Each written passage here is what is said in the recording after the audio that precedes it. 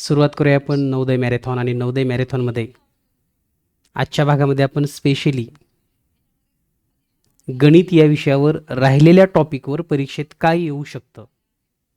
आता राहिलेले सर्व टॉपिक अतिशय सोपे आहेत, परंतु या घटकावर थोडे फसव्या प्रकारची प्रश्न येऊ शकतात. कारण आपल्या मुलांचा अवघड प्रश्नामध्ये किंवा अवघड प्रश्न सोडवण्याचा कल हा जास्तीचा असतो. त्यामुळे सोपे प्रश्न कधी-कधी दुर्लक्षित होतात. आणि त्यामुळे काय होतं की अगदी सोप्या-सोप्या घटकावरही विद्यार्थ्यांना प्रश्न सोडवण्यामध्ये अडचणी येतात.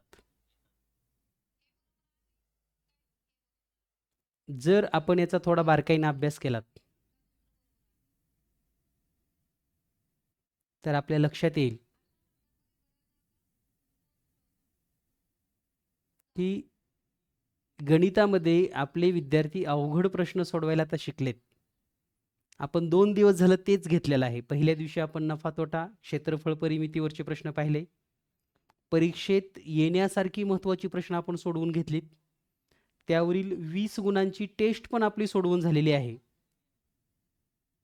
त्यानंतर कालच्या भागामध्ये जर आपण पाहिलं तर काल आपण अपूर्णांकाचे तिन्ही घटक घेतलेत, ज्यामध्ये अपूर्णांक, समछेद अपूर्णांकाची बेरीज, वजाबाकी, गुणाकार,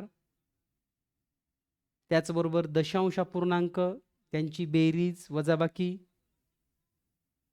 आणि दशांश अपूर्णांक आणि व्यावहारिक अपूर्णांक यांचं एकमेकातील रूपांतर. तर हे 3 घटक आपण काल समजून घेतलेत. त्याचबरोबर कोन आणि कोनाचे प्रकार, त्यामधील यक्षची किंमत काढणं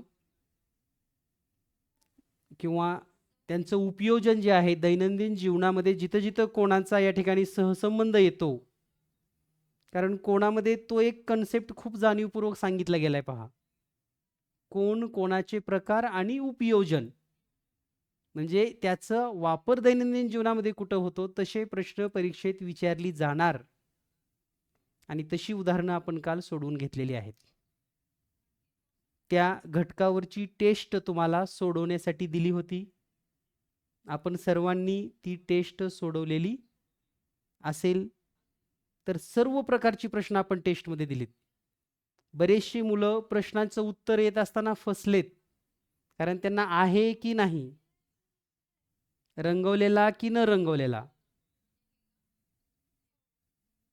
अशा पद्धतीचे कन्सेप्ट आजच्या व्हिडिओमध्ये किंवा आजच्या या 2 तासाच्या सेशनमध्ये आपण गणिताचे जे राहिलेली घटक आहेत. आता राहिलेली घटक म्हणजे कोणती? तर संख्याज्ञान आहे, संख्यावरील क्रिया आहे, अवयव किंवा विभाजक, काही महत्त्वाचे मापन या घटकावरचे प्रश्न. तर या सर्व घटकावर आपण आजच्या झूम मीटिंगमध्ये महत्त्वाची प्रश्न, गेस प्रश्न, सराव प्रश्न आणि तुम्ही कुठं फसणार आहेत अशा प्रकारची प्रश्न या ठिकाणी आपण घेणार आहोत. उद्याचा जो आपला 4था दिवस असणार आहे मॅरेथॉनचा, यामध्ये आपण बुद्धिमत्ता या घटकावर मार्गदर्शन करणार आहोत आणि शेवटच्या दिवशी म्हणजेच 5वा दिवस मराठी उतारे आणि मराठी यावर आपणास मार्गदर्शन होईल. या पद्धतीनं एकूणच या 5 दिवसामध्ये पहिले 3 दिवस हे आपण गणितासाठी दिलेले आहेत. 4था दिवस बुद्धिमत्ता, मानसिक क्षमता चाचणी आणि 5वा दिवस मराठी. अशा पद्धतीने हे 5 दिवसाचं मॅरेथॉन आपलं पूर्ण होईल. त्याचबरोबर तुम्हाला एक सराव पेपर, अभिरूप सराव पेपर तुम्हाला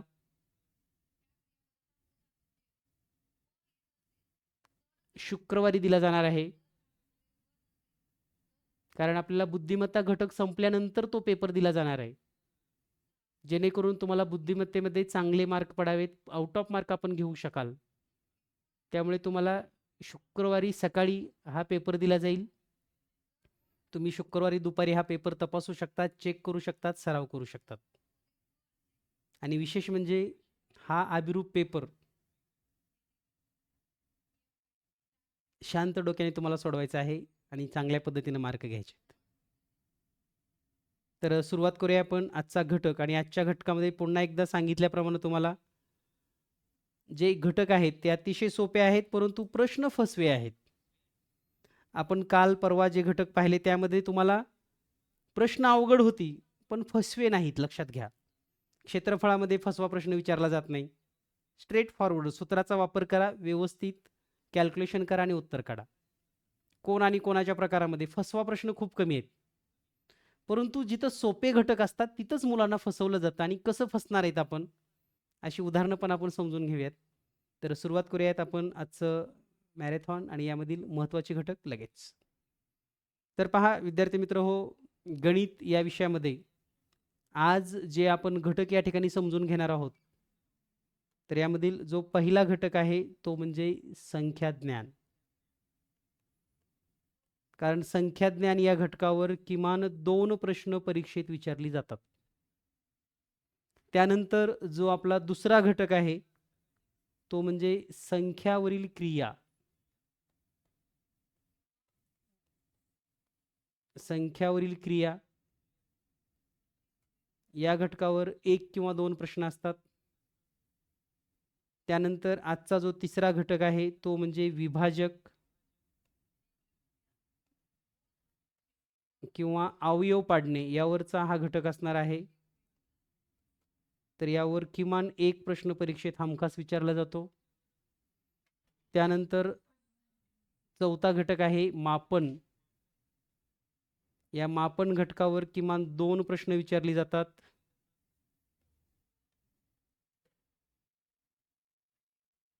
ठीक आहे, तर म्हणजे हे सगळे घटक आपल्या लक्षात आले पाहिजेत. तर या सर्व घटकावर आपण या ठिकाणी चर्चा करणार आहोत. आणि पाचवा घटक आहे आलेख. तर यावर किमान 1 प्रश्न परीक्षेत असणार आहे. म्हणजे एकूणच 8 गुण आपणास या ठिकाणी आजच्या या सेशनमधून कव्हर होणार आहेत. पहिल्या दिवशी आपण 4 गुणांचं विश्लेषण केलं होतं. काल 8 गुणांचं आपण विश्लेषण केलेलं आहे, ज्यामध्ये अपूर्णांकाचे 5 ते 6 प्रश्न असतात आणि कोणाचे 2 प्रश्न. तर आजच्या घटकामध्ये संख्याज्ञान 2 प्रश्न, संख्यावरील क्रिया 2 प्रश्न, विभाजक 1, मापन 2 आणि आलेख 1, असे 5 टॉपिक आणि 8 गुण या ठिकाणी आपणास समजून घ्यायचेत. तर सुरुवातीला आपण समजून घेऊयात संख्याज्ञान. कारण या सर्व घटकांचा जो बेस असणार आहे तो असणार आहे संख्याज्ञान. तर आता संख्याज्ञानमध्ये नेमकं परीक्षेत अपेक्षित काय आहे त्यांना. सर्वप्रथम संख्याज्ञानमध्ये विद्यार्थ्यांना संख्या, त्यांची ओळख, संख्यांचे प्रकार या बाबी माहिती असणं गरजेचं आहे. तर या दृष्टीने आपण संख्याज्ञान ही कन्सेप्ट थोडक्यात समजून घेऊयात आणि परीक्षेत प्रश्न कसे येऊ शकतात ते पण जाणून घेऊयात. तर जो घटक आहे आजचा तो म्हणजे संख्याज्ञान.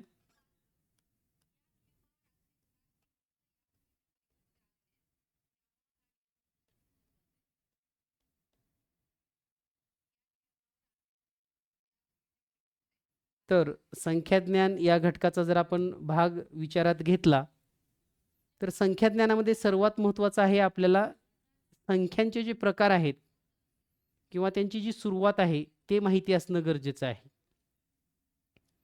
जसं की संख्या प्रकारामध्ये नैसर्गिक संख्या, पूर्ण संख्या,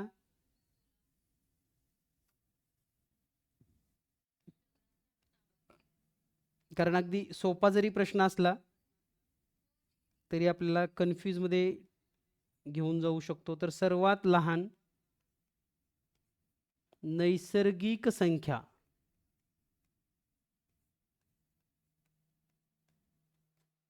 कोणती, असा जर प्रश्न आपल्याला परीक्षेत आला तर याचे पर्याय मात्र अगदी सिंपल असतात. विचार जास्त करायची गरज नाही. परंतु चूक झाली म्हणजे कॅल्क्युलेशनची गरज नाही, तर याच्यामध्ये तुमचं नॉलेज किती आहे हे चेक केले जातं. म्हणजे ज्ञान पातळीवरचे हे प्रश्न असतात.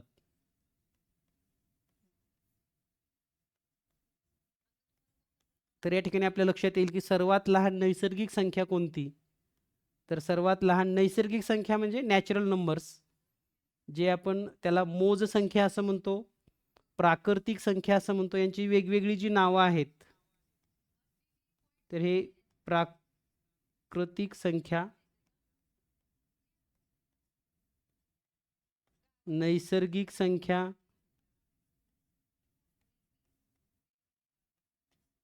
यालाच आपण मोज संख्या असं पण म्हणतो. म्हणजे इतक्या नावाने याला ओळखलं जातं. आणि अशी सर्वात लहान संख्या आहे 1. 1 म्हणजे आपलं उत्तर असणार आहे पर्याय क्रमांक बी.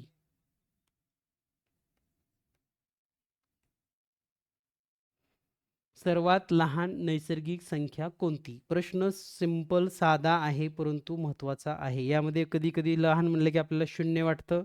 यानंतर आता याच्याशी संबंधित दुसरा प्रश्न पहा. सर्वात लहान पूर्ण संख्या. तर या प्रश्नाला आपण बऱ्याच वेळेस फसतो. सर्वात लहान पूर्ण संख्या कोणती? पर्याय 1 0, पर्याय बी 1, पर्याय सी 2 आणि पर्याय डी -1. आता इथं जेव्हा आपण हा प्रश्न वाचतोय, पूर्ण संख्या, याला इंग्लिशमध्ये होल नंबर पण असं म्हणतात. तर पूर्ण संख्या ही सर्वात लहान आहे 0. बऱ्याच मुलांना 1 असेल असं वाटू शकतं, त्यामुळे आवर्जून हा प्रश्न घेतलेला आहे. आणि असे ज्ञान पातळीवरचे प्रश्न किमान परीक्षेमध्ये 2 ते 3 असतात.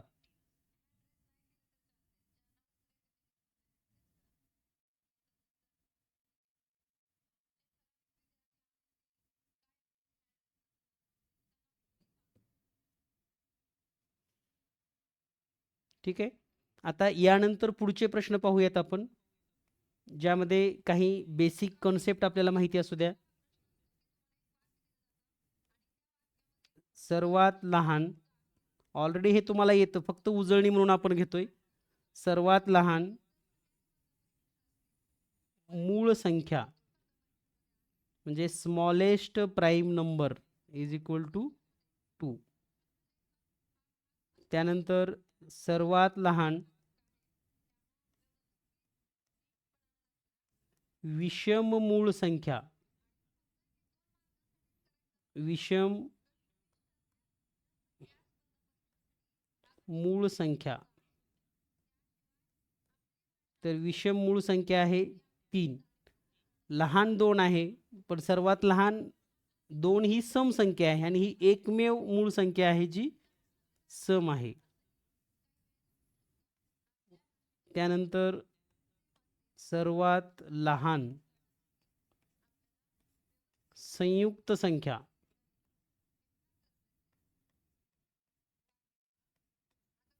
तर ती आहे 4. आता ही सम आहे, पण जर आपणास असं विचारलं सर्वात लहान विषम संयुक्त संख्या, विषम असावी आणि संयुक्त असावी, तर ती आहे 9. कारण इतर ज्या संयुक्त संख्या आहेत 4 नंतर 6, 8 या दोन्ही पण समच आहेत. ठीक आहे. तर याबद्दल आपल्याला कन्फ्युजन होता कामा नये. 2 अंकी असेल तर त्या पद्धतीने आपणास मूळ संख्या 2 अंकी 11, संयुक्त संख्या 2 अंकी 10 आहे. या पद्धतीने आपल्याला हे सांगता येतं. आणि जो 1 अंक आहे, 1 अंकाबद्दल सर्वांना माहिती आहेच, पण तरी पण एकदा रिव्हिजन. 1 ही संख्या किंवा 1 हा अंक, बऱ्याच वेळेस काय होतं, 2 अंकी संख्याच्या किती संख्या आहेत असा एक प्रश्न आला होता पहा, आणि बऱ्याच विद्यार्थ्यांनी चुकला होता तो.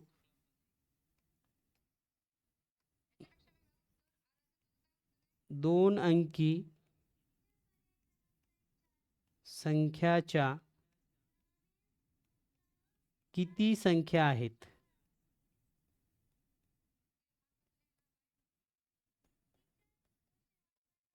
आणि मग या प्रश्नाचा पर्याय दिला होता 90, दुसरा पर्याय होता 91, तिसरा पर्याय होता 99, चौथा पर्याय होता 96. म्हणजे अशा पद्धतीनं या ठिकाणी पर्याय दिले जातात. 2 अंकी संख्याच्या किती संख्या आहेत, म्हणजे इथं सरळ सरळ विचारायचं आहे त्यांना की 2 अंकी एकूण संख्या किती आहेत. तर असं 3 अंकी संख्याच्या संख्या किती आहेत, ते त्यांना विचारायचं असतं. 2 अंकी किती संख्या आहेत, 3 अंकी किती संख्या आहेत, पण असे काही वाक्य फिरवून विचारले की तुम्हाला कन्फ्युजन होतं. त्यामुळे हे काळजीपूर्वक तुम्हाला लक्षात ठेवणं गरजेचं आहे. तर 2 अंकी संख्येच्या एकूण संख्या किती आहेत? 90. म्हणजे थोडक्यात काय?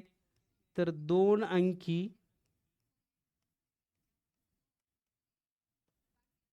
एकूण संख्या तर त्या आहेत 90. याच ठिकाणी जर 3 अंकी एकूण संख्या विचारल्या तर त्या आहेत 900. जर 4 अंकी एकूण संख्या विचारल्या तर त्या आहेत 9000. 5 अंकी जर एकूण संख्या विचारल्या तर 9 वर 4 शून्य द्यायचे, म्हणजेच 90,000. या पद्धतीनं 2 अंकी, 3 अंकी, 4 अंकी आणि 5 अंकी.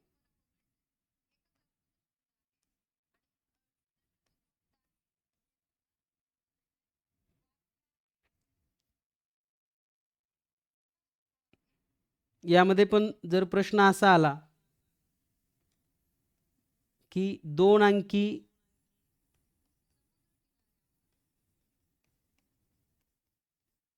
पहा, आपण एक या ठिकाणी छोटासा चार्टच समजून घेऊयात, कारण हे गरजेचं आहे, खूप महत्त्वाचं आहे. यावरचा प्रश्न कसा फिरवून विचारला जाईल यामध्ये आपलं कन्फ्युजन होऊ नये म्हणून एक छोटासा चार्ट या ठिकाणी मी देतोय तुम्हाला.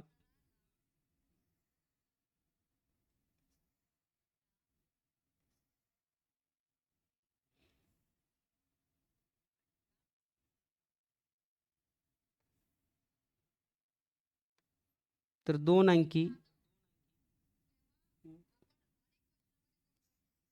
आपण या ठिकाणी अंक लिहूयात. अंक या ठिकाणी एकूण, पुढे सम संख्या आणि इथं विषम संख्या. आता अंक 2 असतील तर एकूण 90 संख्या आहेत, त्यामध्ये सम आहेत 45 आणि विषम आहेत 45. जर 3 अंकी संख्या असतील तर एकूण संख्या आहेत 900, त्यामध्ये सम आहेत 450, विषम आहेत 450.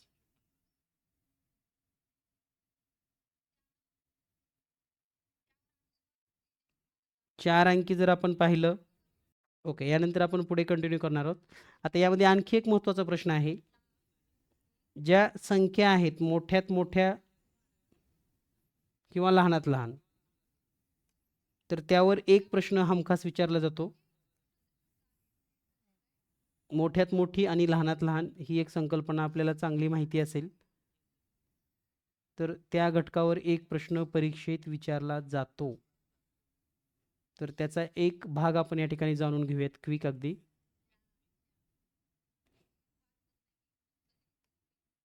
तर अंक लहानात लहान आणि मोठ्यात मोठी, तर आपण 3 अंकीपासून पाहूयात डायरेक्ट.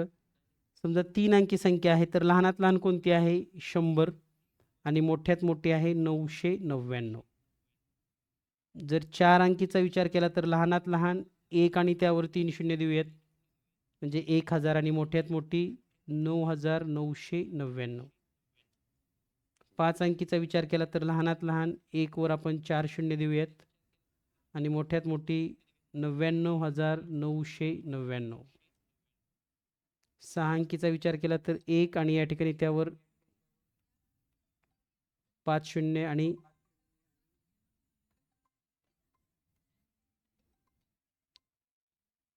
6 वेळेस 9 अंक.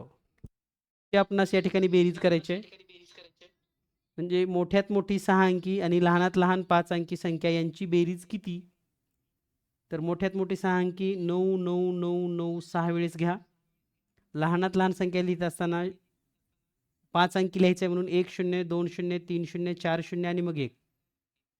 कारण इथं थोडं पण जर चूक झाली समजा, तर आपलं खूप मोठं उत्तरामध्ये फरक पडू शकतो. तर त्यांची बेरीज म्हणजे हे 9 9 9 9 9 आणि 1 10ला शून्य, ह्याच्याली 1 आणि हे 10. तर या पद्धतीने हे उत्तर आपण लिहू शकता.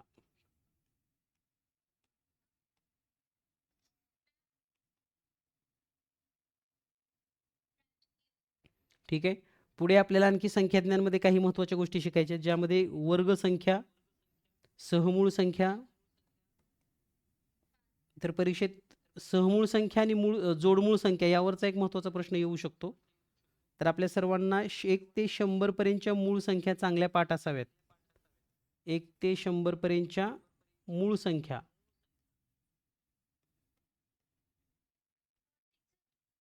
सर्वांना पाठ आहेत? Okay, good.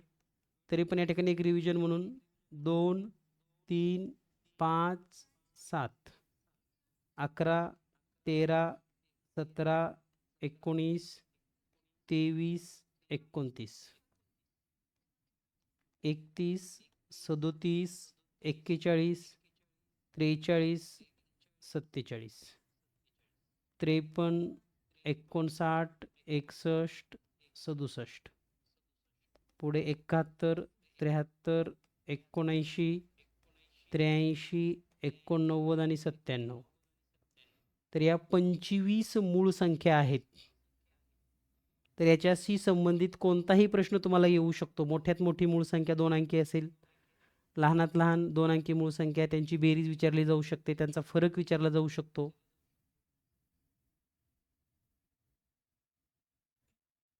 किंवा पहिल्या 4 मूळ संख्येची बेरीज विचारली जाऊ शकते.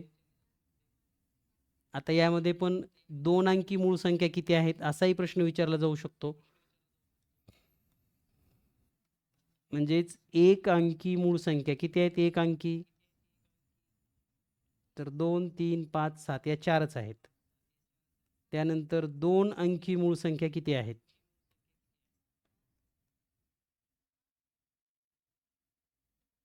तर या 4 मूळ संख्या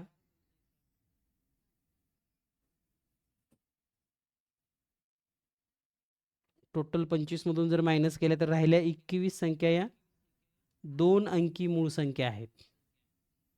तर असे प्रश्न सिंपल आपल्याला वाटत असतील तरी परीक्षेमध्ये तुम्हाला गोंधळात टाकू शकतात. त्यामुळं आवर्जून काळजीपूर्वक या ठिकाणी कन्सेप्ट मी सांगण्याचा प्रयत्न करतोय.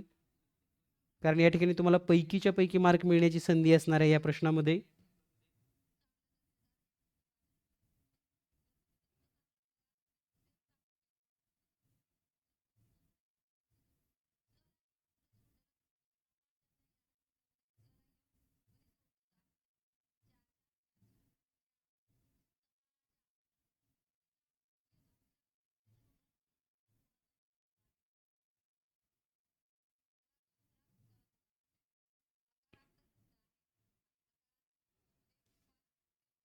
यानंतर यामध्ये आपणास जोडमूळ संख्या आणि त्यांच्या जोड्या. जोडमूळ संख्या. तर 1 ते 100 मध्ये अशा 8 जोड्या आहेत. त्यामध्ये 3, 5, 5, 7, 11, 13, 17, 19, 29, 31, 41, 43 आणि 71, 73. मध्येच एक राहिली आपली 59 वाली. 59, 61 आणि 71, 73. तर या जोड मूळ संख्या आहेत. अतिशय सिंपल कन्सेप्ट आहे परंतु महत्त्वाचा आहे. यानंतर पुढील प्रश्न पहा. सर्वांना सोडवता येतो का चेक करा.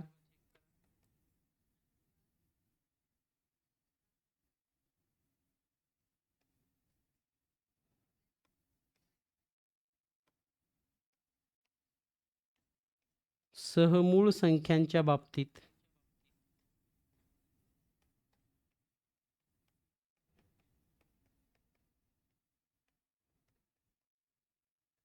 योग्य विधान निवडा.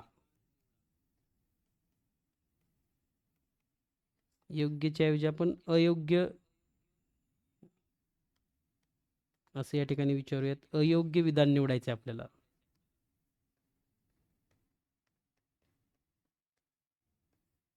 अयोग्य.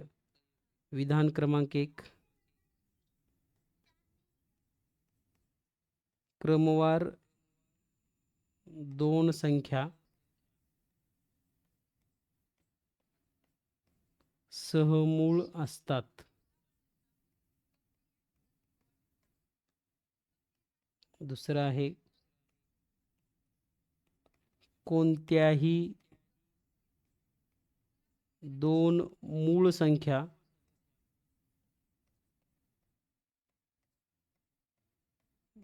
सहमूळ असतात. सी आहे, एक मूळ संख्या व इतर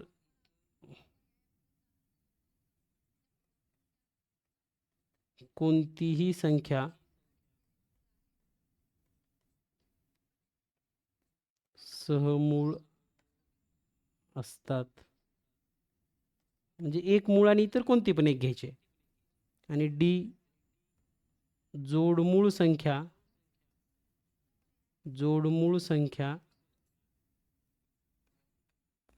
सहमूळ संख्या असतात.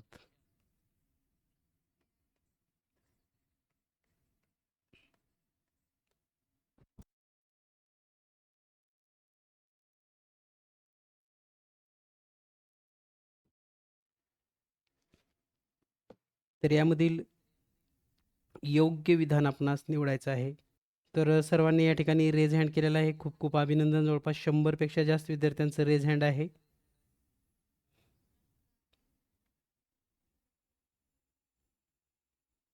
प्रथमेश, सांगता येईल तुला उत्तर?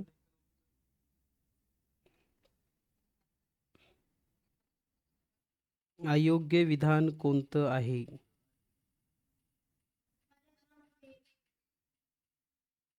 पर्याय क्रमांक 1. ओके.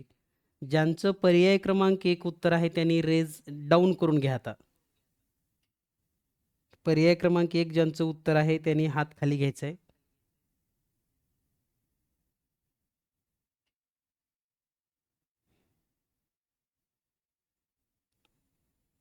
अमृता माने, तुझं काय उत्तर आहे?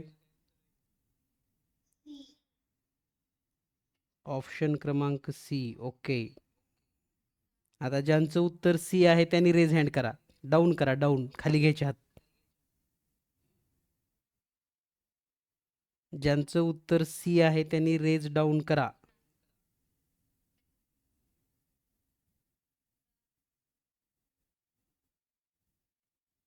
म्हणजे मॅक्झिमम जवळपास 50 पेक्षा जास्त विद्यार्थ्यांनी या उत्तराला पसंती दिलेली आहे. बाकी 60 जण अजून दुसऱ्या 2 पर्यायावर असतील तर त्यांच्यासाठी पर्याय क्रमांक सी हे या ठिकाणी अयोग्य विधान आहे. पर्याय सी हेच उत्तर आहे याचं. त्याचं कारण असं आहे की कोणत्याही 2 क्रमवार संख्या सहमूळ असतातच. उदाहरणार्थ 11-12 असतील किंवा 15-16 असतील तर ह्या सहमूळ असतातच कंपल्सरी.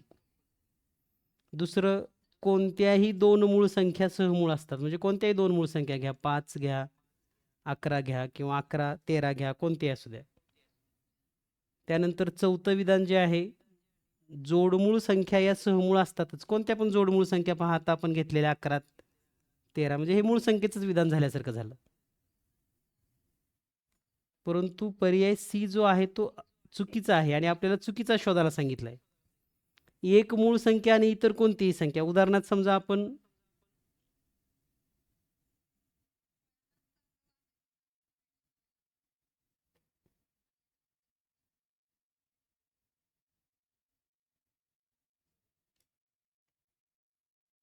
समजा एक संख्या घेतली आपण, मूळ संख्या 11 आणि दुसरी घेतली 44. तर ह्याचे सामायिक अवयव कोणते झाले? 1 आणि 11. परंतु सहमूळ संख्येमध्ये सामायिक अवयव हा एकच असतो. पण इथं या संख्येचे 2 अवयव झाले सामायिक. 1 पण आहे आणि 11 पण आहे.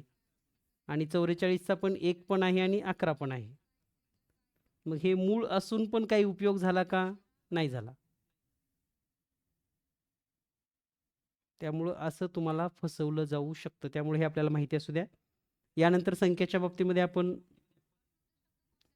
वर्गसंख्या. वर्गसंख्या सर्वांना माहिती आहेत. ठीक आहे. तर वर्गसंख्या आणि घनसंख्या दोन्ही पण संख्या आपल्याला माहिती असाव्यात. त्यावर मी जास्त सांगणार नाही, पण माहिती असू द्या. आणि यामध्ये 36 ही एक अशी संख्या आहे सध्या लहानात लहान, त्याच्यामध्ये एक पण आहे लहानात लहान, जी वर्ग पण आहे आणि घन पण आहे. ज्यांचं माईक चालू आहे त्यांनी म्यूट करून घ्या. माईक कुणाचं चालू आहे? माईक प्रथमेश, माईक चालू आहे का तुझं? म्यूट करून घे. 36 ही वर्गसंख्या आहे, घनसंख्या नाही. तर सर्वात लहान एक ही म्हणजे अशी संख्या आहे जी वर्ग पण आहे आणि घन पण आहे. त्यानंतर कोणती संख्या अशी जी वर्गसंख्या आणि घनसंख्या आहे? तर ती आहे 64. वर्ग पण आहे आणि घन पण आहे. तर याच्याशी संबंधित काही प्रश्न तुम्हाला जर विचारले तर सोडवता येणं गरजेचे आहेत. त्यानंतर त्रिकोणी संख्या. त्रिकोणी संख्येवर आतापर्यंत प्रश्न नाही जास्तीचे विचारले गेले, परंतु माहिती असू द्या. 1 ते 100 मधल्या त्रिकोणी संख्येमध्ये 1, 3, 6, 10, 15, 21, 28, 36, 45, 55, 66, 78 आणि 91 या 13 त्रिकोणी संख्या आहेत.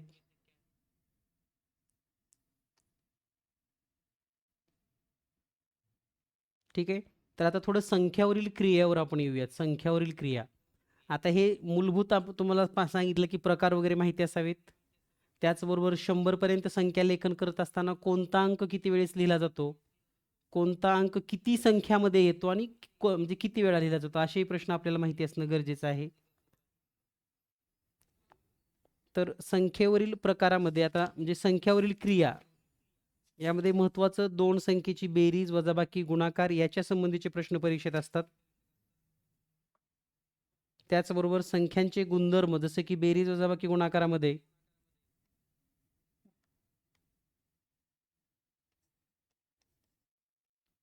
दोन समसंख्यांचा गुणाकार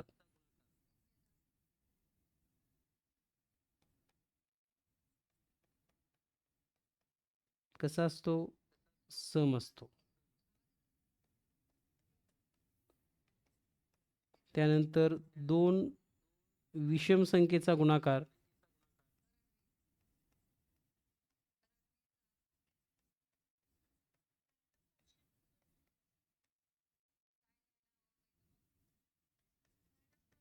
विषम असतो.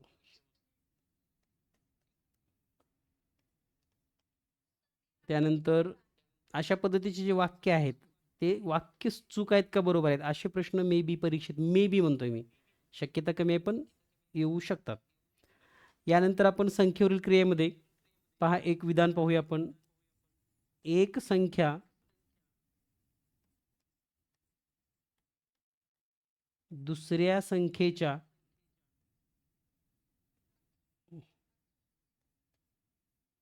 अडीच पट असून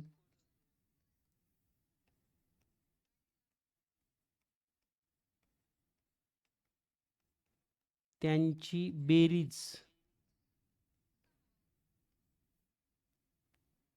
140 आहे. तर लहान संख्या शोधा.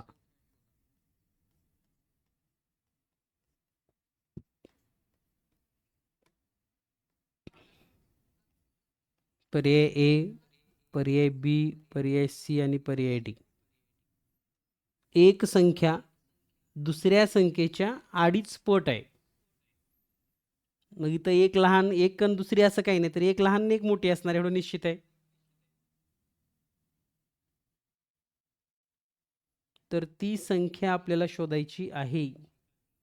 आता पर्याय दिल्यावर तुम्ही लगेच शोधू शकता, त्याचा काही विषय नाही, पण पर्याय न देता तुम्हाला शोधता आल्या पाहिजेत.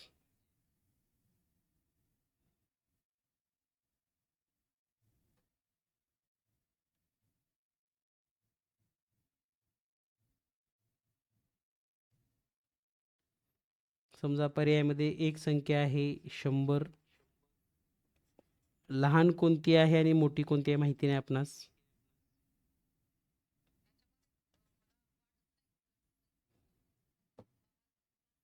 तर असे हे 4 पर्याय आहेत आणि सांगितलेली माहिती अशी आहे की एक संख्या दुसऱ्या संख्येच्या अडीच पट असून त्यांची बेरीज 140 आहे, तर लहान संख्या शोधा.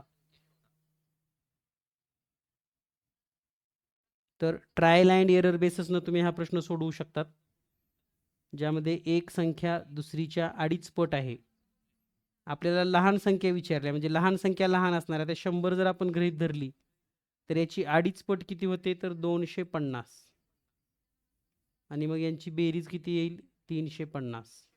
म्हणजे आपला पहिला पर्याय चुकीचा आहे. दुसऱ्या पर्यायामध्ये 100 जर लहान संख्या गृहीत धरली तर 100ची अडीच म्हणजे 40 जर लहान असेल तर 40ची अडीच पट होते 100 आणि त्यांची बेरीज येते मग 140. म्हणजेच पर्याय क्रमांक बी हे या प्रश्नाचं योग्य उत्तर आहे.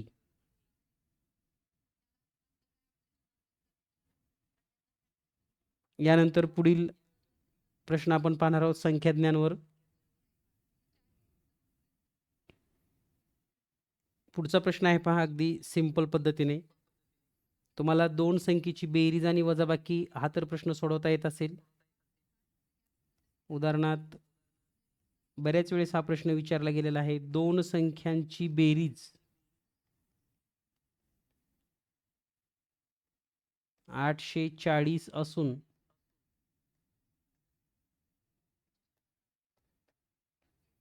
त्या दोन संख्यातील फरक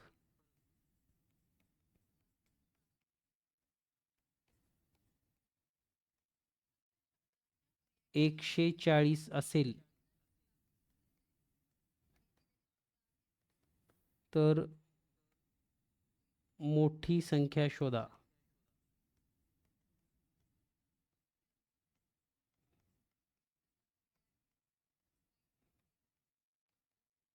ऑप्शन ए 700. म्हणजे अगदी सिंपल पद्धतीने तुम्हाला हे शोधता आलं पाहिजे.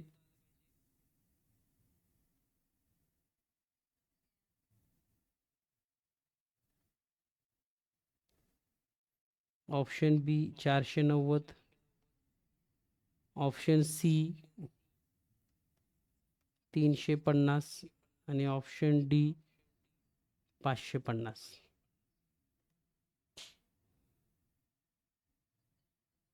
तर पहा, सर्वांनी या ठिकाणी रेज हँड करायचं आहे ज्यांना उत्तर येतं. म्हणजे आपण समजून घेऊयात की किती विद्यार्थ्यांना हा प्रश्न सोडवता येतो. दोन संख्येची बेरीज आहे 840 आणि त्या दोन संख्येतील फरक आहे 140. तर मोठी संख्या कोणती?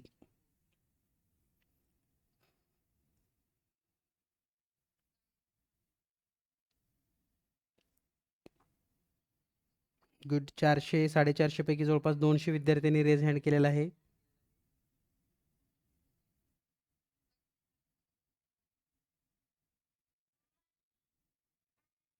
काही निवडक विद्यार्थ्यांना, म्हणजे रँडमली आपण विद्यार्थ्यांना संधी देतोय, सर्वांना संधी देणं शक्य नाही, परंतु काही विद्यार्थ्यांना या ठिकाणी आपण संधी देऊयात.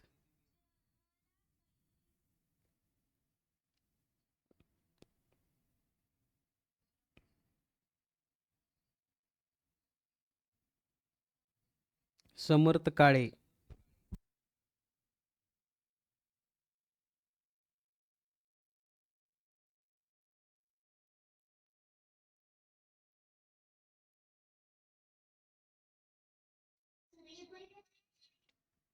पर्याय ए बरोबर. म्हणजे मोठी संख्या किती आहे? 700 का? ओके, म्यूट करून घे. आता ज्यांना 700 उत्तर वाटतंय त्यांनी रेज डाऊन करा. फास्ट करून घ्यायचं, फास्ट अगदी. ज्यांना 700 उत्तर बरोबर वाटतंय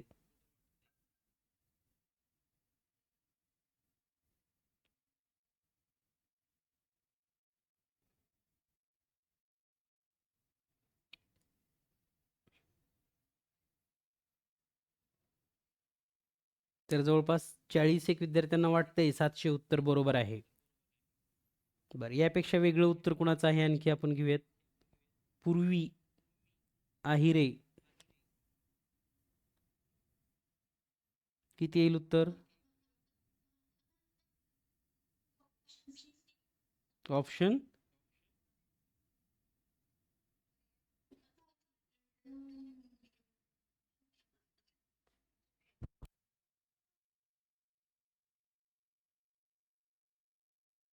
490. ओके, छान. म्यूट करून घे तू पण. आता 490 ज्यांचं उत्तर आहे त्यांनी रेज डाऊन करून घ्या. 490 उत्तर असणार आहे. ओके, मॅक्झिमम विद्यार्थी आहेत म्हणजे हे उत्तर बरोबर आहे असं म्हणायला हरकत नाही.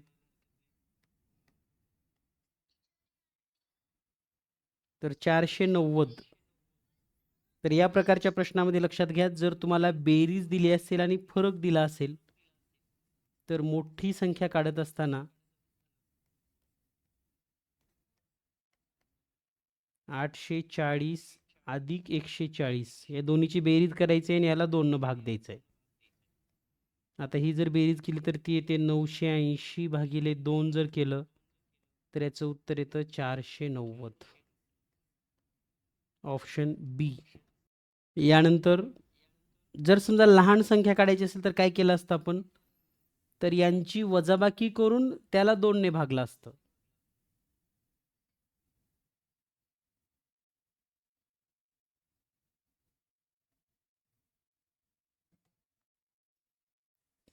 याचबरोबर संख्यावरील क्रियामध्ये आपणास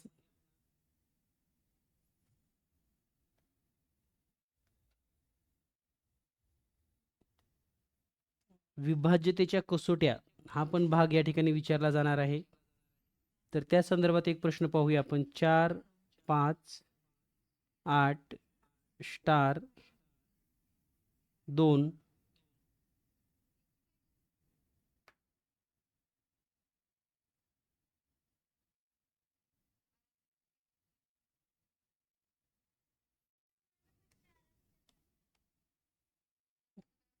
या संख्येस 3 ने निशेष भाग जातो. निशेष भाग जात असेल तर स्टारची किंमत किती? पर्याय ए, पर्याय बी, पर्याय सी आणि पर्याय डी.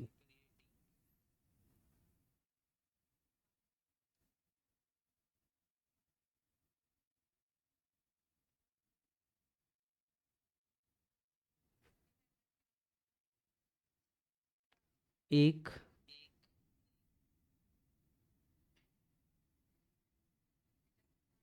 6, 0 आणि 8 असे आपणास या ठिकाणी पर्याय असणार आहेत. तर या प्रश्नामध्ये आपल्याला काय करायचं आहे, तर दिलेले जे संख्या आहे 4, 5, 8 स्टार आणि 2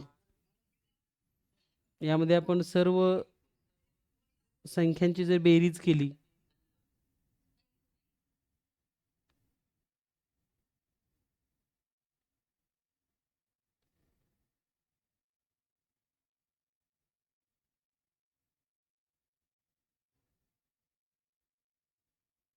तर या ठिकाणी आपल्या लक्षात येईल 5 आणि 4 आणि 5 9 आणि 8 17 आणि 2 19. 19 अधिक स्टारची किंमत जर केली तर ही बेरीज आपल्याला मिळायला पाहिजे किती? 21 किंवा 24 किंवा 27.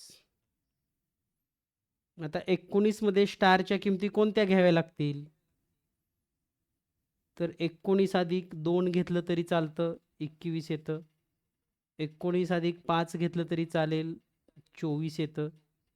आणि 19 अधिक 8 घेतलं तरी चालेल, 27 येतं. मग पर्यायामध्ये आपल्याकडे 2 आणि 5 तर दिलेलं नाही, म्हणून आपणास घ्यावा लागेल 8 हा अंक.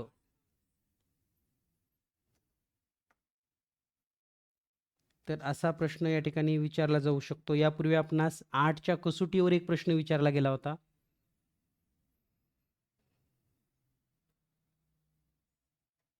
आणि हाच निःशेष भागाचा गुणधर्म समजता 11ची कसोटी एक आपल्याला सर्वांना माहिती असू द्या, त्याच्यावर पण आपल्याला विचारलं जाऊ शकतं. तर 11च्या कसोटीवर एक प्रश्न आपण घेऊयात. 5 3 2 4 6 स्टार 3. तर ही एक संख्या आहे. या संख्येस 11ने निःशेष भाग जातो.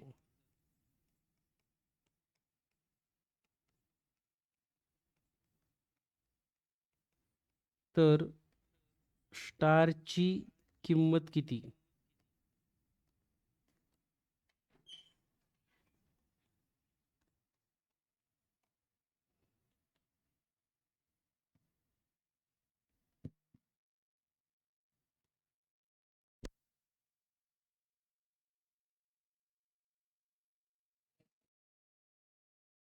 तर पहा, दिलेल्या माहितीनुसार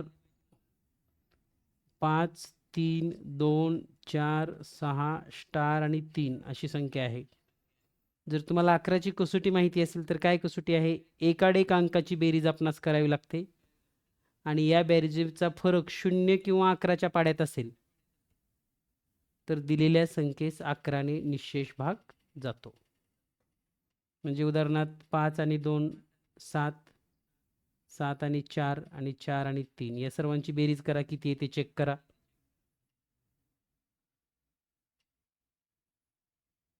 तर 5 आणि 2 7, 7 आणि 6 13 आणि 3 16, म्हणजे यांची बेरीज येते 16. आता राहिलेल्या संख्या पाहूया आपण. 3 4 आणि स्टार. तर 3 आणि 4 ची बेरीज झालेली आहे 7, अधिक स्टार मिळवणं बाकी आहे आणि ही बेरीज यायला पाहिजे किती? 16. तर यांचा फरक येतो 0.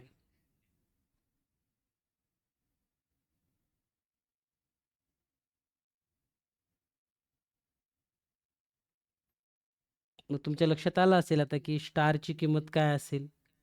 म्हणजे 7 अधिक स्टार बरोबर जर 16 असेल तर 7 मध्ये तुम्हाला 9 मिळवावं लागेल तरच 16 येणार आहे. आणि म्हणून स्टारची किंमत तुम्हाला घ्यावी लागेल 9. तर हा संख्याच्या क्रियेवरील भाग आहे, आपल्याला सोडवता येणं अपेक्षित आहे.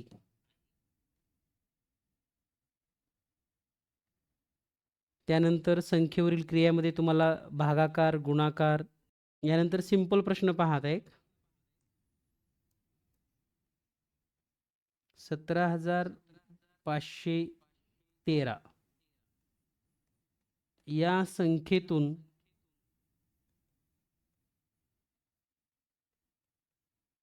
कोणता अंक वजा करावा?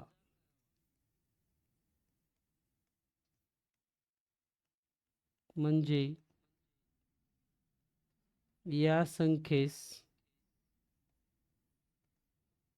पहा, दिलेली संख्या किती आहे? 17,513.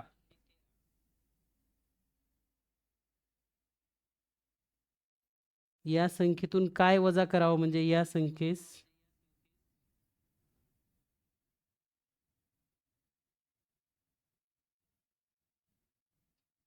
तेराने निःशेष भाग जाईल.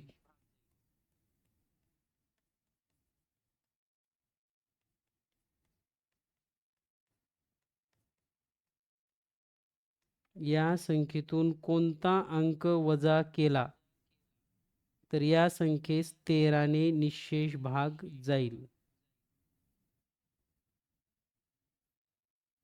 आणि पर्याय असणार आहेत आपल्याकडे option A, option B, option C आणि ऑप्शन डी. एक वजा करावं लागेल. 3 वजा करावं लागेल, 5 वजा करावं लागेल, 2 वजा करावं लागेल.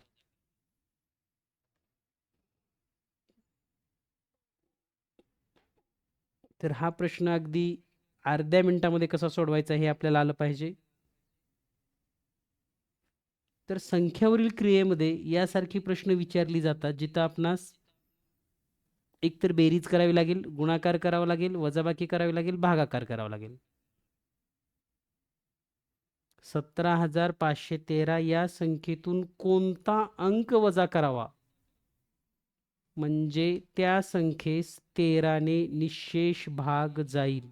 तर या ठिकाणी लक्षात घ्या, दिलेली संख्या जी असते 17,513 या संख्येलाच डायरेक्ट 13 ने भाग द्यायचा. मग या ठिकाणी 13 एक 13, 17 मधून म्हणजे 7 मधून 3 गेले 4, पुढे 0, पुढची संख्या घेऊयात 5, पुन्हा 13 त्रिक 39, ही वजाबाकी आली 6, पुढचा 1 आपण घेऊयात 13 चोक 52, वजाबाकी येईल 11 मधून 2 गेले 9 आणि हे 3, पुन्हा 13 7 91 आणि या ठिकाणी बाकी किती येते 2. तर ही जी बाकी आले तेवढंच वजा केले की आपलं उत्तर येतं म्हणजे पर्याय क्रमांक 4. पहा इतका सिंपल प्रश्न असतो, परंतु आपणास जर ही आयडिया नसेल तर मग तुम्ही एक एक अंक वजा करणार. आधी 1 वजा करणार, मग चेक करणार काय येतं उत्तर, मग पुन्हा 3 वजा करून चेक करणार, 5 वजा करून चेक करणार. अशाही पद्धतीने येऊ शकतं, ट्रायल अँड एरर पद्धतीनं. परंतु जर निश्चित माहिती असेल आपणास या पद्धतीची तर तुमचा हा प्रश्न चुकणार नाही. तर या ठिकाणी आपण संख्या आणि संख्याज्ञान या क्रियेवरील हे प्रश्न पाहिलेले आहेत. आता विभाज्यतेचा जर विचार केला तर 2 प्रकारचे प्रश्न येतात. एक तर मूळ अवयवांच्या गुणाकाराच्या स्वरूपामध्ये लिहिणे किंवा एकूण विभाजक किती आहेत. समजा एक संख्या आहे 120, 120 चे मूळ अवयव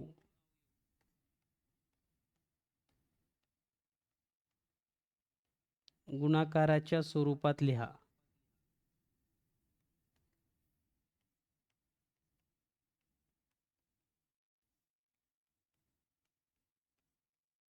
तर 120 ला आपण मूळ अवयव गुणाकाराच्या स्वरूपात जर लिहिलं तर 120 याचे आपण अवयव पाडूयात. जर 2 न भाग दिला तर बे सक्क 12 0, पुन्हा 2 न भाग दिला तर बे त्रिक 6 0, पुन्हा 2 न भाग दिला तर बे 1 उरलं, बे पंचे 10, पुन्हा 3 न भाग देऊयात 3 5 15, पुन्हा 5 न भाग देऊयात 5 1 5. म्हणजे या ठिकाणी आपण असं लिहू शकतो 120 बरोबर हे 2 2 2 म्हणजेच 2 गुणिले 2 गुणिले 2 गुणिले 3 गुणिले 5 हे याचं गुणाकार स्वरूपामध्ये लेखन आहे हे लक्षात घ्या.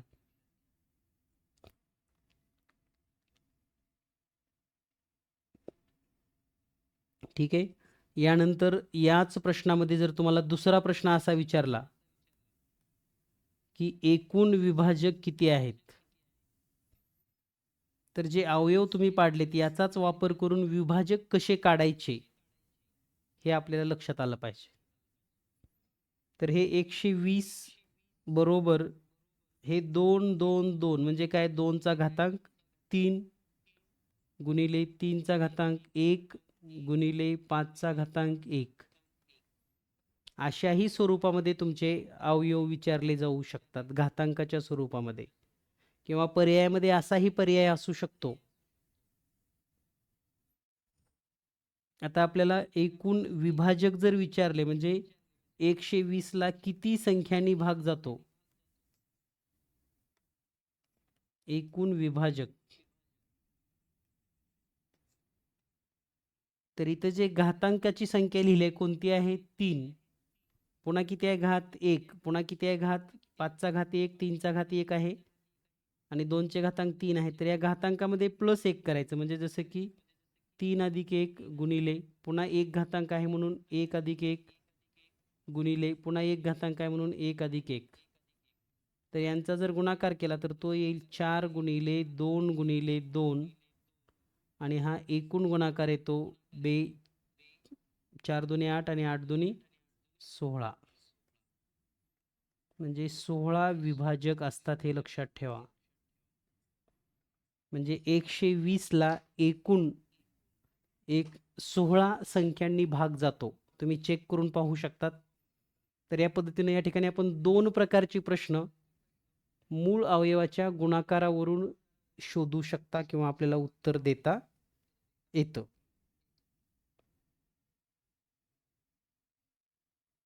मूळ अवयवाच्या गुणाकारावरून आपण या ठिकाणी उत्तर देऊ. तर हे आपल्याला येऊ शकतं. यामध्ये जास्तीची काही अडचण नाही. यामध्ये सर्वात लहान विभाजक आणि सर्वात मोठा विभाजक हे पण प्रश्न तुम्ही सोडवू शकतात. तर यानंतर आता आपण पुढचा घटक पाहूयात. आपण संख्यावरील क्रिया, संख्यांचे अवयव या ठिकाणी आपण समजून घेतलेला आहे. त्यानंतर मापन, परिमाणे, कामकाळ, वेग यावरचे काही उदाहरणं आपण समजून घेऊयात, जे की परीक्षेमध्ये विचारले जाऊ शकतात. तर मापनमध्ये घड्याळाचं जे मापन आहे, घड्याळ, यावर एक प्रश्न विचारला जातो. त्यामध्ये कालावधी असेल किंवा एखादा सामना असेल तर या पद्धतीचा प्रश्न. एक सिंपल प्रश्न आपण या ठिकाणी पाहूयात. राजू रात्री 9:20 झोपी जातो.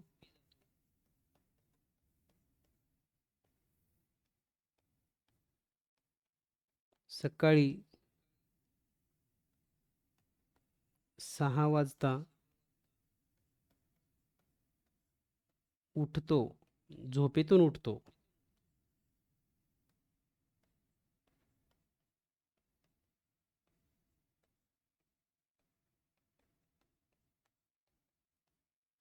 तर तो एकूण किती तास झोपी गेला किंवा एकूण किती तास झोपला. आता तुम्ही हा प्रश्न वेगवेगळ्या पद्धतीने सोडत असाल तर तुम्हाला एक सोपी पद्धत सांगणार आहे मी यामध्ये, म्हणजे तुमचा प्रश्न चुकणार नाही. तर या ठिकाणी आधीची वेळ कोणती आहे ती एक आपल्याला चेक करायचं कधी पण या गणितामध्ये. आधीची वेळ म्हणजे झोपायला जाण्याची वेळ, तर ती आहे 9:20 आणि नंतरची वेळ, या वेळेमध्ये जर फक्त एक वेळेसच 12 वाजून पुढे गेलेली वेळ आहे पहा या ठिकाणी. म्हणजे नंतरच्या वेळेतून आधीची वेळ वजा होत नाही. तर या ठिकाणी सिंपल हे लक्षात ठेवा, ही नंतरची जी वेळ आहे यामध्ये 12 प्लस करायचं आणि याला आपण 18 वाजून असं लिहायचं आणि वजाबाकी करताना 18 मधूनच आधीची वेळ 9:20 वजा करा. आता 18 मधला 1 तास जर इकडं उसना घेतला तर इकडं 60 मिनिट होतील आणि इथं राहतील 17 तास. आता 60 मिनिटातून 20 गेले तर या ठिकाणी शिल्लक राहतील 40 मिनिट आणि 17 मधून 9 गेले तर 8 तास. म्हणजे तो जो राजू आहे तो 8 तास 40 मिनिट झोपला. म्हणजे आपण दिवसाची वेळ काढत असताना जसं हे सोडवतोय अगदी सकाळ आणि दुपारनंतर, तसंच रात्री आणि सकाळच्या वेळेमध्ये पण ह्याच पद्धतीनं जर सोडवला तर तुम्हाला हा प्रश्न सोडवता येतो. बरेचसे विद्यार्थी काय करतात, 12 वाजेपर्यंतची वेळ काढतात, पुन्हा 12च्या नंतरची काढतात. असं करण्याची आवश्यकता नाही. नंतरच्या वेळेमध्ये 12 तास प्लस करायचे आणि प्लस करून आधीची वेळ आपण वजा करायची, एवढं लक्षात ठेवा. तर असा एक प्रश्न हमखास असतो. यामध्ये मग दिवसभराची वेळ असेल, शाळेची वेळ असेल, सामन्याची वेळ असेल किंवा सकाळपासून शाळा सुरू झाली वगैरे असे काही प्रश्न असू शकतात. तर घड्याळाच्या वेळेसंबंधी असा एक प्रश्न आपल्याला परीक्षेत विचारला जाऊ शकतो.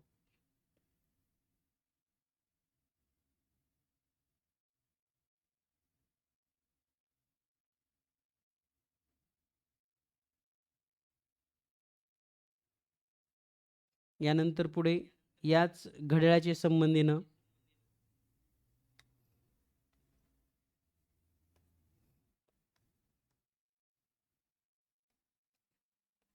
सकाळी 8:10 सुरू झालेला सामना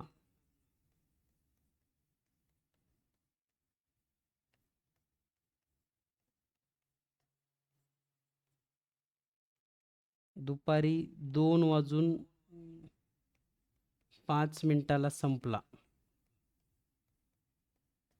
तर एकूण किती तास सामना चालू राहिला?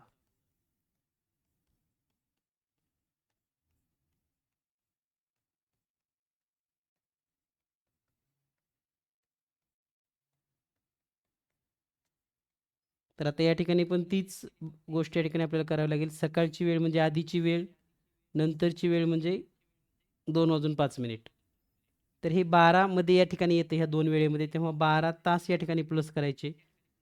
आणि हे 2 तास 5 मिनिट जे आहे यामध्ये 12 तास जर प्लस केले आपण, म्हणजे 24 ताशी घड्याळासारखं, तर हे होईल 14 तास 5 मिनिट.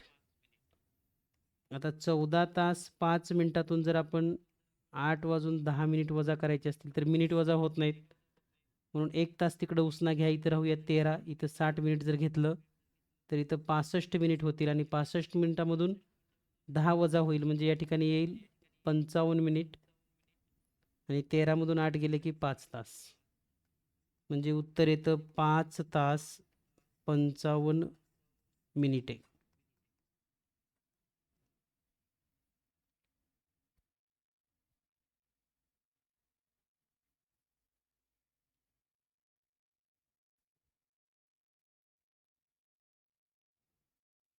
यानंतर जर समजा तुम्हाला एक असा प्रश्न आला फसव्या पद्धतीनं, बघा, 4:30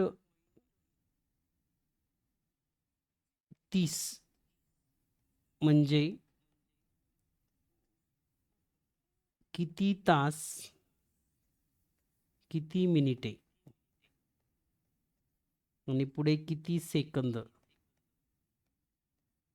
असं जर रूपांतर करायची वेळ आली, 4 तास म्हणजे किती तास किती मिनिटं किंवा किती सेकंद, तर या प्रश्नाला पण आपण सामोरं जायचं आहे आणि सोप्या पद्धतीनं हा प्रश्न आपल्याला सोडवायचा आहे. 4 तास 30 मिनिट, तर ही मिनिट नसून पॉईंट आहे, लक्षात घ्या, पॉईंट. हे 4 आणि 2 डॉट देऊन जर 30 लिहिलं तर याला तुम्ही म्हणू शकता 4 तास 30 मिनिट. पण हे अपूर्णांकामध्ये विचारलं जातं, पहा, असं म्हणजे 4.30 तास बरोबर किती तास किती मिनिट किती सेकंद.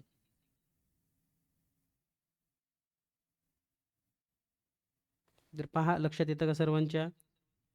तर या ठिकाणी आपल्याला काय करायचं आहे, हे दिलेले सर्व तास आहेत, यामध्ये हे 4 पॉईंट म्हणजे 4 तर तास निश्चितच आहेत. आता राहिले 0.30, याला जर आपण 60 मिनिटांनी गुणले तर मिनिट येतात, आणि हा जर गुणाकार केला तर 00 हे 2 शून्य लिहूयात, आणि 3 संग 18 किंवा 6 18, 2 अंकानंतर दशांश चिन्ह, म्हणजे 18 मिनिट, म्हणजे 4 तास 18 मिनिट हे या प्रश्नाचं उत्तर असेल, आणि सेकंद असतील 0. या पद्धतीने आपण हा प्रश्न सोडवू शकतात.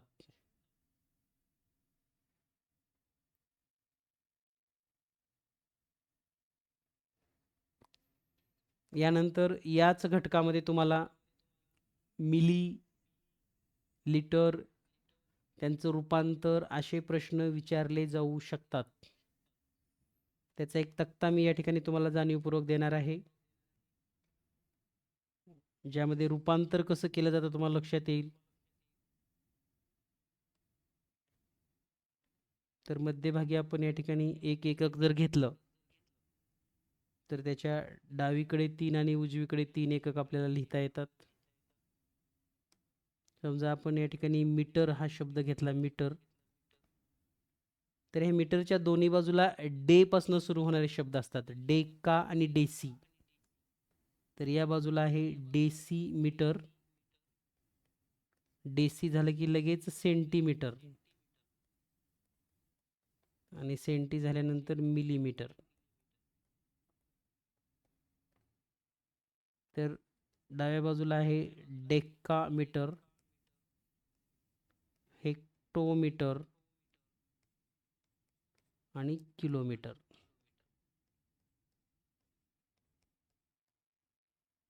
तर हे आपल्याला का माहिती असणं गरजेचं आहे? यामध्ये सर्वात लहान जे आहे ते मिलीमीटर, सर्वात लहान एकक,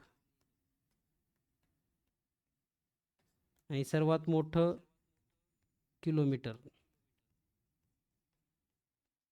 म्हणजे किलोमीटरकडून जर आपण मिलीमीटरकडे गेलो तर लहान एकक होत जातात, आणि लहानाकडून इकडे मोठं आलं तर मोठे एकक मिळतात तुम्हाला.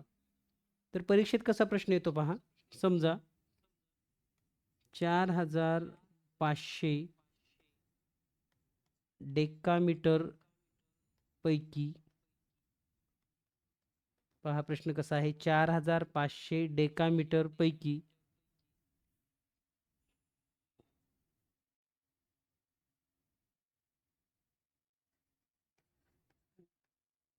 50,000 डेसिमीटर रस्त्याचे काम पूर्ण झाले आहे.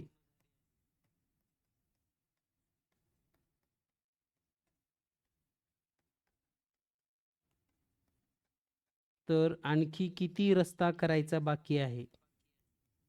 आणखी किती काम अपूर्ण आहे?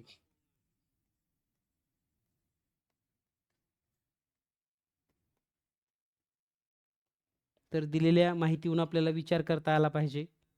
आता इथं गंमत अशी आहे की याचं रूपांतर करता येणं गरजेचं आहे. 4500 डेकामीटर आणि 50,000 डेसिमीटर. तर डेकामीटरला तर एकतर डेसी करावं लागेल किंवा डेसीला डेका करावं लागेल. ठीक आहे, आपण आता डेसीला डेका करूयात. म्हणजे इथं डेसी आहे, त्याचं डेका करायचं आहे, म्हणजे डेसीपासून 2 घरं इकडे यायचं आहे. तर हे आहे 50,000. याला जर आपण 2 शून्यानं भागलं, म्हणजे 2 घरं इकडं मोठं करण्यासाठी, तर हे 2 शून्य कटले, तर हे होईल 500 डेकामीटर. म्हणजे 4500 मधून 500 डेकामीटर वजा करा, उत्तर येईल 4000 डेकामीटर. आणि याचं उत्तर जर किलोमीटरमध्ये विचारलं तर त्या डेकामीटरचे, आता हे 4000 डेकामीटर आहेत, तर याचं किलोमीटर करायचं असलं तर 1000 भागावं लागेल, म्हणजे 4 किलोमीटर रस्ता आणखी बाकी आहे. मीटरमध्ये करायचं असलं तर आणखी 0 देऊन आपल्याला या ठिकाणी गुणावं लागेल.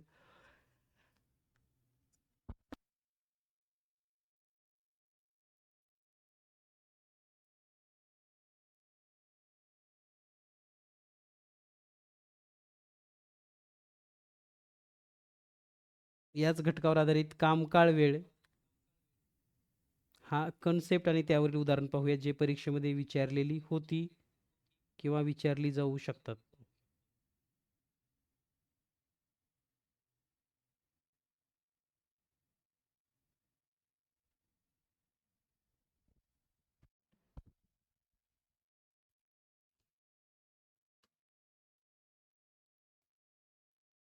तर यामध्ये एक प्रश्न पाहूया आपण.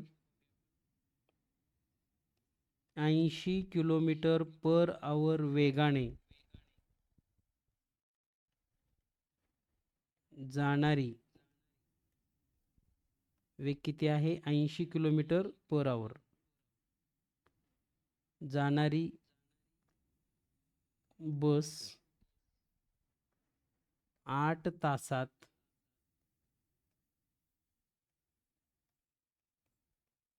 प्रवास पूर्ण करते.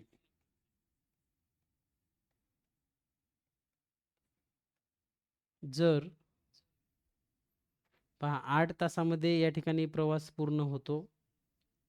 आता आपण तास बदलूयात, फक्त 8च्या ऐवजी 9 घेऊयात. 9 तासामध्ये प्रवास पूर्ण होतो. जर हा प्रवास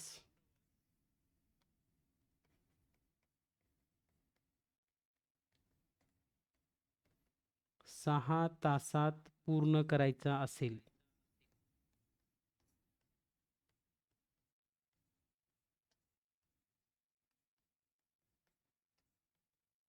तर वेग किती ठेवावा, हा पहिला प्रश्न आहे. म्हणजे जर असा विचारला तर, किंवा वेग कितीने वाढवावा,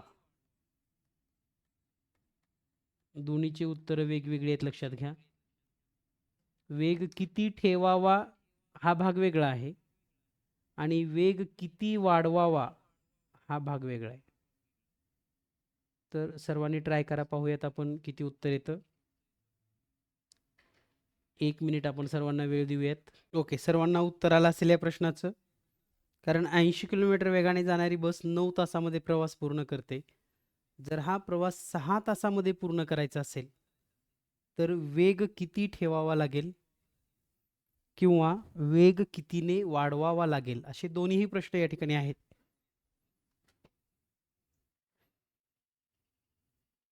किंवा परीक्षेत असं येऊ शकतं, वेग किती वाढवावा किंवा कमी करावा लागेल, असाही प्रश्न असू शकतो. तर या ठिकाणी लक्षात घ्या, अंतर जर सेम तेच असेल तर आधीचा वेग गुणिले वेळ म्हणजे 9 तास, म्हणजे वेग गुणिले वेळ, आणि नंतरचा वेग गुणिले वेळ हे समानच असणार आहे. पण आता आपल्याला नंतरचा वेग माहिती नाही, तो वेग शोधायचा आहे आणि वेळ पाहिजे 6 तास.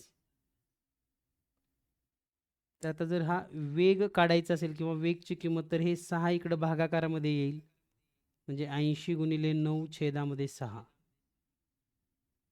जर आपण या ठिकाणी भाग दिला 6ने, तर 3 दोन्ही 6, 3 त्रिक 9, 2 80ला भागूयात, बे एक बे, बेचोक आणि हे 0, 20 गुणिले 40 गुणिले 3 जर केलं तर वेग बरोबर या ठिकाणी येईल 40 गुणिले 3 बरोबर 120 किलोमीटर पर आवर. म्हणजे गाडीचा वेग हा 120 किलोमीटर प्रति तास ठेवावा लागेल. आता हे 120 तास ताशी किलोमीटर दिलेला आहे, तर वेग किती याचं उत्तर आलं 120. पण किती वाढवावा लागेल,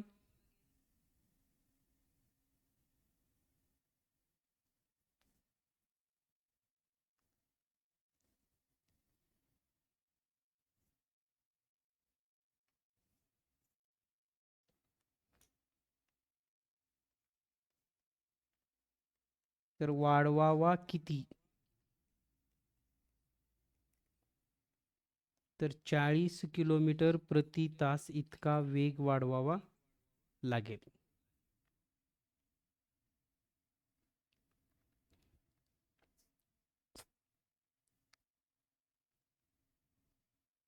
तर या पद्धतीने आपण असे प्रश्न सोडवू शकतात, आपल्याला सोडवता येतात.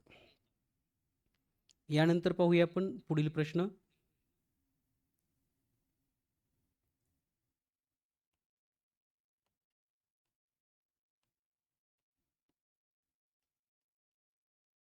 पुढचा प्रश्न आहे खास आपण या ठिकाणी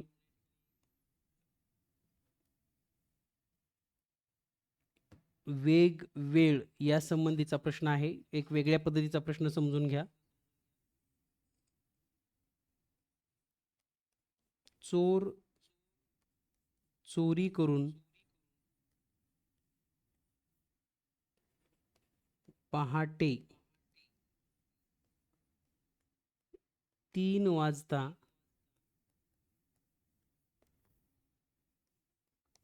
40 किलोमीटर प्रति तास वेगाने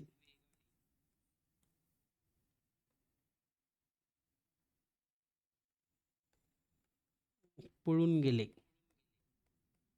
ठीक आहे, आता हे एक कन्सेप्ट आहे की 3 वाजता 40 किलोमीटर वेगाने चोरी केली त्यांनी, आणि त्यांनी जे मोटरसायकल आणली होती किंवा जी गाडी आणली होती त्यांनी 40 किलोमीटर वेगाने निघून गेले. सकाळी 7 वाजता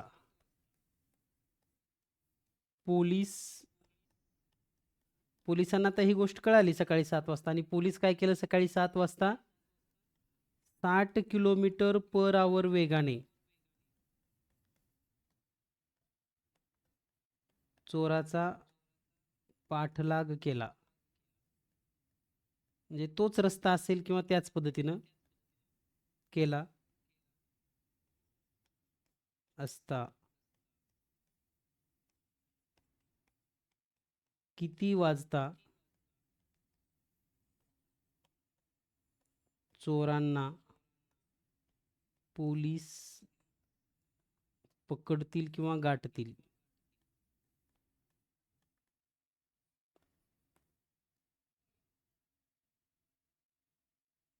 आता हा प्रश्न कसा आहे पहा, आपली जी मालगाडीचा एक प्रश्न होता, 4 तासापूर्वी निघालेली मालगाडी, तशाच पद्धतीनं हा प्रश्न आहे. म्हणजे थोडक्यात याचं उदाहरण असं, एक समजा या ठिकाणी चोरी झाली, हा रस्ता आहे आणि चोराची गाडी लवकर निघाली, ही चोराची गाडी आहे, आणि पुन्हा हे 3 वाजता घडलं की चोर चोरी करून पळाले, आणि 7 वाजता लक्षात आलं पोलिसांना, म्हणून पोलीस पुन्हा त्याच रस्त्याने 7 वाजता निघाले.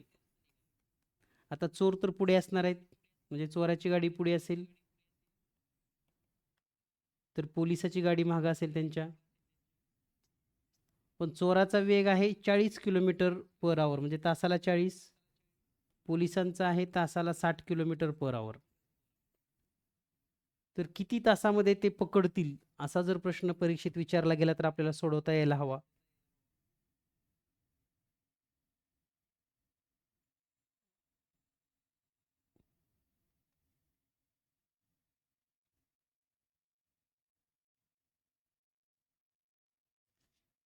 तर यासाठी तुम्हाला एक सोपी आयडिया सांगणार आहे. किती तासानंतर भेट होईल?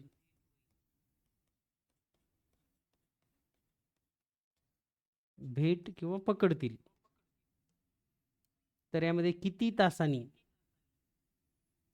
तर पहिला आहे चोराचा वेग. चोराचा वेग गुणिले वेळेतील फरक, म्हणजे चोर आणि पोलिसांच्या वेळेतील फरक, आणि छेदामध्ये वेगातील फरक, त्यांचा वेगातला फरक किती आहे.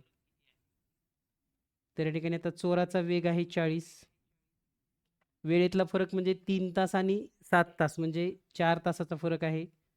3 वाजता चोर, 7 वाजता पोलीस, 4 तासाचा फरक छेदामध्ये.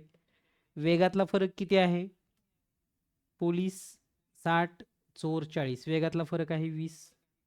तर 20 एक 20, 20 दोन्ही 40, आणि 2 गुणिले 4 म्हणजे 8 तास. 8 तासात पकडतील. पण 8 तास म्हणजे केव्हा? जेव्हा चोरांनी सुरुवात केली, तर चोरांनी म्हणजे पोलिसांनी सुरुवात केली तेव्हापासनं.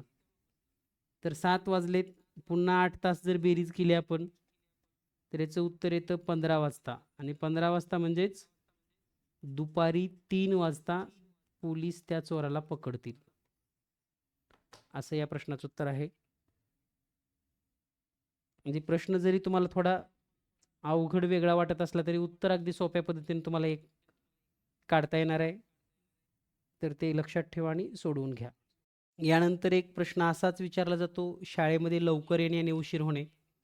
तर तो प्रश्न सोडवण्याची एक सोपी पद्धत तुम्हाला मी आज सांगणार आहे. समजा राजू 20 किलोमीटर प्रति तास वेगाने प्रवास केल्यास तो शाळेत 10 मिनिट उशिरा पोहोचतो.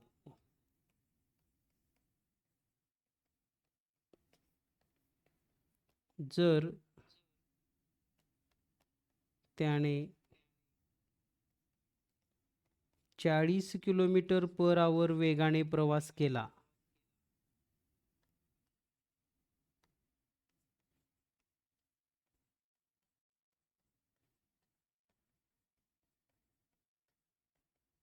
तर तो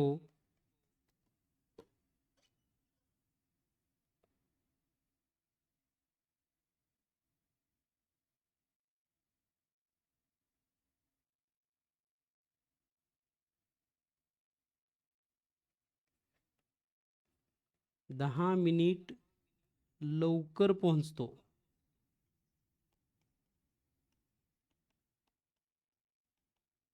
तर प्रवासाचे अंतर किती? पहा विद्यार्थी मित्रो, हा प्रश्न अगदी सिंपल पद्धतीने आपणास कसा सोडवता येतो. जर राजू हा 20 किलोमीटर वेगाने गेला, म्हणजे त्याचा वेग जर 20 असेल,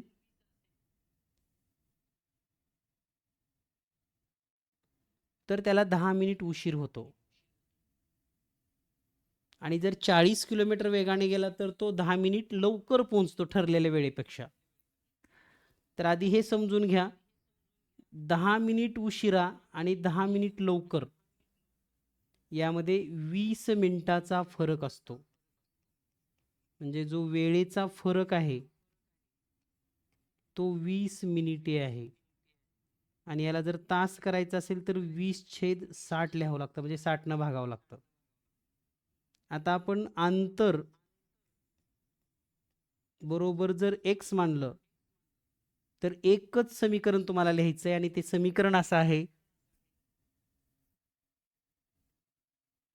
x छेदामध्ये 20 वजा x छेदामध्ये 40.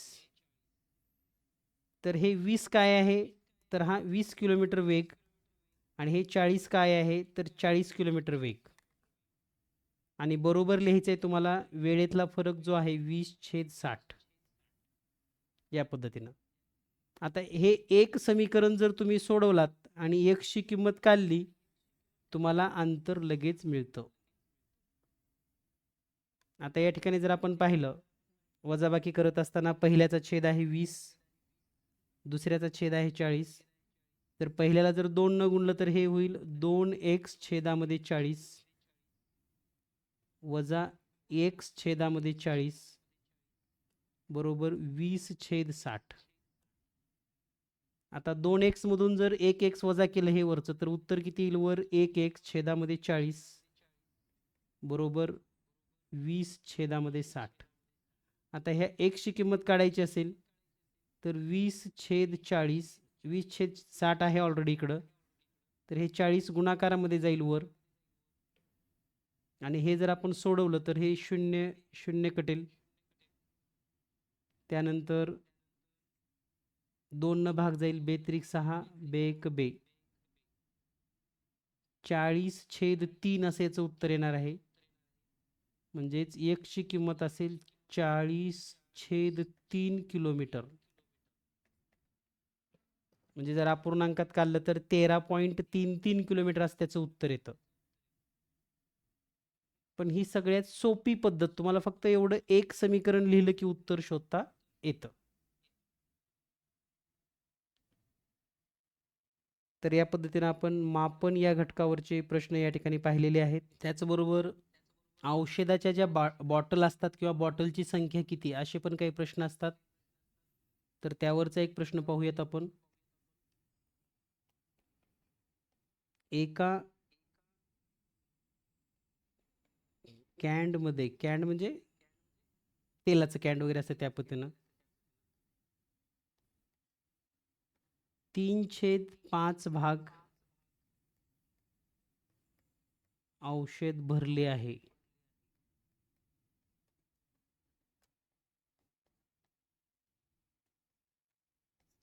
जर कॅन्ड ची क्षमता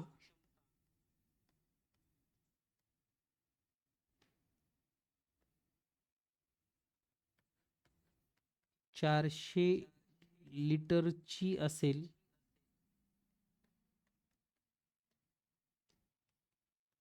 तर कॅन्डमधील औषधापासून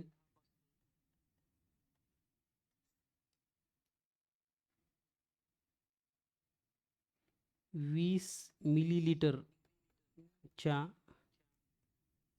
किती बॉटल भरता येतील?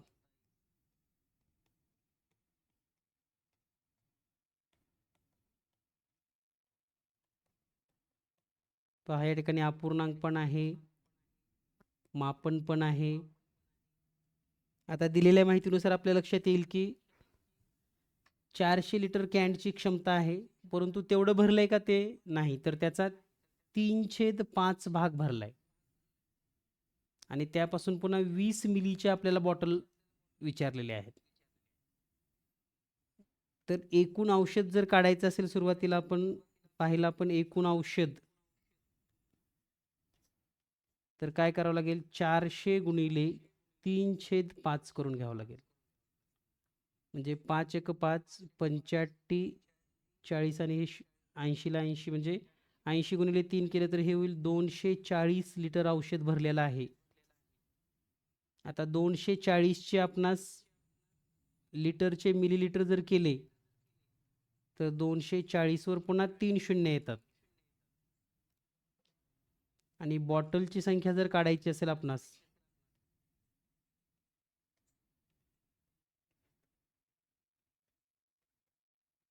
तर 240 वर 1 2 3 शून्य आणि छेदामध्ये प्रत्येक बॉटलमध्ये 20, शून्य शून्य कट होईल, बे एक बे, बे एक बे, बे दोन्ही 4 आणि हे 1 2 3 शून्य, म्हणजे 12,000 बॉटल भरतील.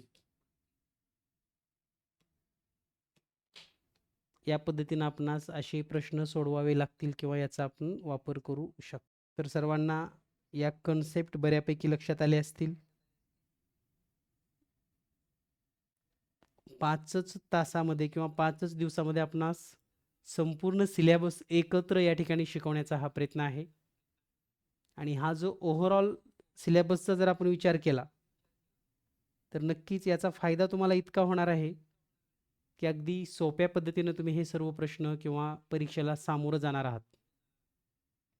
तर 3 दिवस झाला आपण गणित या विषयावर मार्गदर्शन ऐकलेलं आहे. वेगवेगळी नवीन प्रश्न तुम्हाला पाहायला मिळालेले आहेत. तर अशीच प्रश्न परीक्षेमध्ये असू शकतात आणि येत्या शनिवारी या सर्व प्रश्नांची उत्तरं, स्पष्टीकरणं, परीक्षेत आलेला पेपर आणि 80 प्रश्नाचं योग्य आणि अचूक विश्लेषण तुम्हाला याच चॅनलवर पण पाहायला मिळेल.